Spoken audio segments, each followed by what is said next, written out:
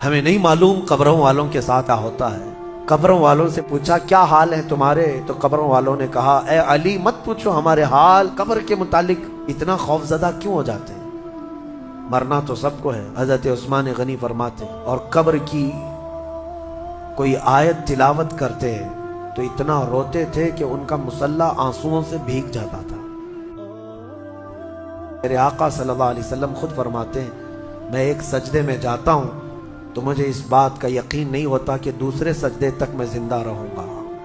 یہ سید الانبیاء فرما رہے ہیں، رسول رحمت فرما رہے ہیں۔ اور جس طرح سے آج ہم اپنی موت کو بھول بیٹھے ہیں، گناہوں کی کثرت ہو جاتی ہے، نفس غالب آ جاتا ہے، عیاشیاں شروع ہو جاتی ہیں۔ موت کا خوف ایسا ہے کہ خود میرے آقا نے فرمایا سب سے بہترین نصیحت کرنے والا تمہاری زندگی میں اگر کوئی ہے تو موت ہے۔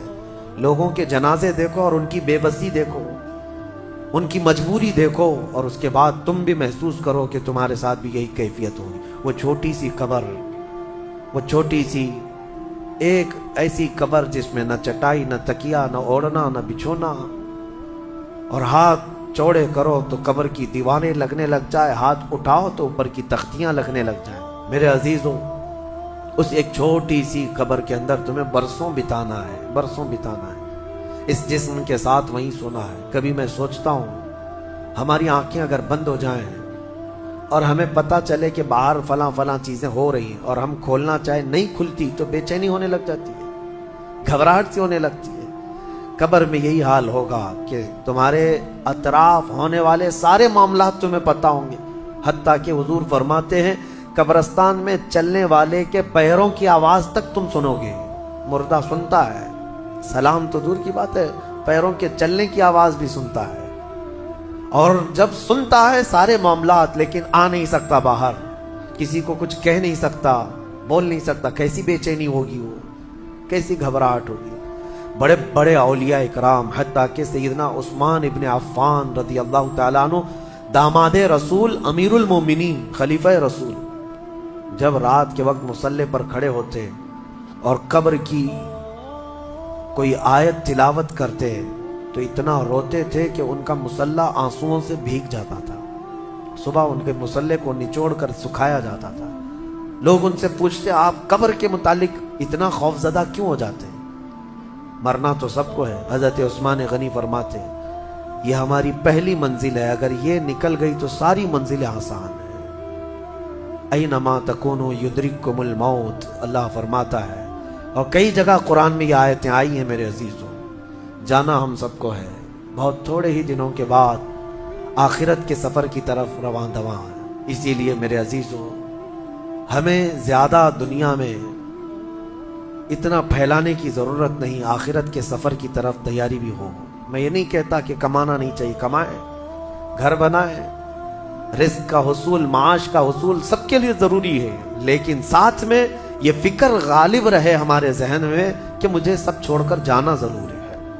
جب تک تمہارے ذہن میں یہ بات آتی رہے گی میرا آخرت کا سفر باقی ہے، تو ہوگا یہ کہ تم دنیا تو کماتے رہو گے لیکن اپنے مولا سے غافل کبھی نہیں ہوگے، غافل کبھی نہیں۔ میں وہ زندگی کی بات کر رہا ہوں، آپ جاؤ فیکٹری میں جاؤ، کسی کمپنی میں جاؤ، کسی بزنس میں جاؤ، کسی جاب میں جاؤ، آپ کی دنیا ہے، آپ گھر بناؤ، لیکن ذہن میں اتنی بات رہے کہ میرا مولا مجھے ایک نہ ایک دن بلانے والا ہے۔ جب یہ فکر رہے گی تو آپ کی نمازیں بھی غائب نہیں ہوں گی، آپ کی آخرت کی یاد۔ اسی لیے میرے آقا نے فرمایا قبرستان جایا کرو۔ بعض لوگ یہ کہتے ہیں نا قبروں پر جانا شرک یا بدعت، خود میرے آقا صلی اللہ علیہ وسلم نے فرمایا فزوروا، قبروں کی زیارت کرو۔ کیوں؟ فإنها تذکر الآخرہ، اس لیے کہ وہ تمہیں آخرت کی یاد دلاتی ہے۔ مولا علی کرم اللہ وجہہ الکریم قبرستان جاتے، حضرت سعید ابن مسیب ایک تابعی ہیں، حضرت علی کے ساتھ قبرستان گئے تھے۔ حضرت علی نے زور سے سلام کیا قبر والوں کو اور پھر پوچھا ہے قبروں والوں کیا حال ہے تمہارے، اور اس کے بعد پھر حضرت علی روتے کھڑے ہوئے، آنسو بہنے لگے۔ حضرت سعید ابن مسیب کہتے ہیں مولا علی سے کیا آپ قبروں والوں سے بات کر رہے ہیں، وہ آپ کی سن رہے ہیں یا آپ سے وہ کچھ جواب دے رہے ہیں؟ حضرت علی کرم اللہ وجہہ الکریم نے فرمایا ہاں، اگر تم سنتے ان کی باتیں تو رو پڑتے ہیں۔ حضرت سعید پوچھتے ہیں کیا کہہ رہے ہیں قبروں والے؟ سنو میرے عزیزوں، حیدر کرار شیر خدا علی مرتضیٰ فرماتے ہیں قبروں والوں سے میں نے پوچھا کیا حال ہے تمہارے؟ تو قبروں والوں نے کہا اے علی مت پوچھو ہمارے حال، جن بالوں کو ہم سجایا کرتے تھے ان بالوں پر تو اللہ نے بچھو چھوڑ دیے، ہمارے وہ چہرے جو غازے سے ملوث تھے، حسین تھے، ہمارے چہروں پر اب خون اور پیپ کے علاوہ کچھ نہیں رہ گیا، ہمارا وہ جسم جس کے سنوارنے کے لیے ہم دن بھر گھنٹوں لگاتے تھے، آج وہ ہماری قبروں میں کیڑوں کی غذا بنا دی گئی ہے۔ حضرت علی فرماتے ہیں قبروں والوں نے جب ہم سے یہ کہا تو ہم نے رو پڑ، ہمیں رونا آ گیا۔ یقیناً میرے عزیزوں وہ منزل آپ کی بھی ہے میری بھی ہے، ہمیں بھی جانا ہے آپ کو بھی جانا ہے۔ حضرت سفیان ثوری فرماتے ہیں ایک چھوٹی سی بچی کو آپ نے ایک جنازے کے پیچھے جاتے ہوئے دیکھا روتے ہوئے، وہ لڑکی اپنے باپ کے جنازے میں جا رہی تھی، رو رہی تھی اور یہ کہہ رہی تھی اتنی بڑی مصیبت کا دن ہمارے اوپر کبھی آج تک آیا ہی نہیں تھا۔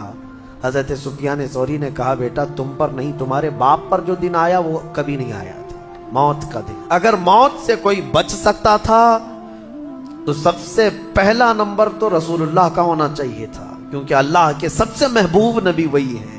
جب رسول پاک صلی اللہ تعالیٰ علیہ وسلم کو بھی موت آئی تو میاں ہمارا اور تمہارا شمار نہیں، چاہے 100 سال زندگی مل جائے لیکن مرنا ضروری ہے۔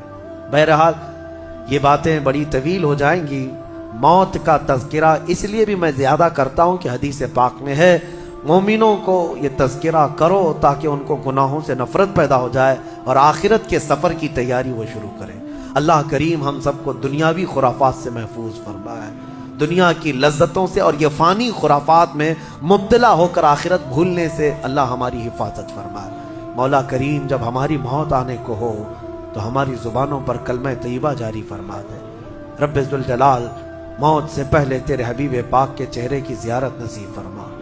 اے کریم خدا کیا ہی بہتر ہوتا، میں گنہگار ہوں اور بڑے مرتبوں کی خواہش، تو کریم ہے خدایا تیری بندہ پروری ہے، کیا ہی بہتر ہوتا مولا کہ موت آئے تو رمضان کا مہینہ مل جائے، جمعۃ المبارکہ مل جائے، مولا تیرے وعدے کے مطابق ہم قبر کے عذابات اور سوالات سے محفوظ ہو جائیں۔ اے اللہ آج کی اس تفسیر پاک میں تیری جلال و جبروت اور تیری عزت کا وسیلہ لیتے عرض کرتا ہوں ہم میں سے جو رخصت ہو چکے ہیں، ہمارے آبا و اجداد، ہمارے باپ، ہماری مائیں، ہمارے رشتہ دار جو قبروں میں برسوں سے اب آرام کر رہے ہیں، اے اللہ تو اس رمضان کے صدقے ان کی مغفرت فرما دے۔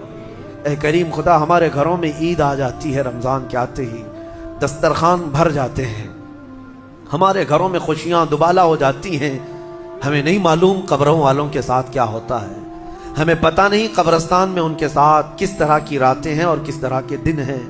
اے کریم خدا تجھے تیرے جلال و جبروت اور تیری عزت کی قسم جو مومنین ہم سے رخصت ہوئے ہمارا کسی بھی طرح کا ان سے تعلق رہا ہو، مولا اس عید سے پہلے ان کو جنتی خان نعمت عطا فرما دے۔